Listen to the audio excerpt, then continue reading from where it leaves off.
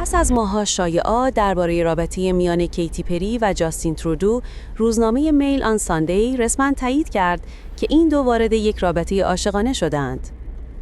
در تصاویری که به طور اختصاصی منتشر شده، این زوج در قایق تفریحی 24 متری کیتی پری به نام کاراوال در سواحل سانتا باربارای کالیفرنیا دیده می‌شوند.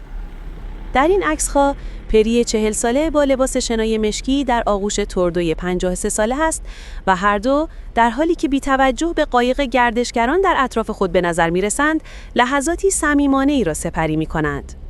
پیش از این در ماه ژوئیه، زمانی که این دو در رستوران لوویولن در مونترال شام صمیمانه‌ای سرو کردند، شایعاتی درباره رابطه‌شان منتشر شده بود.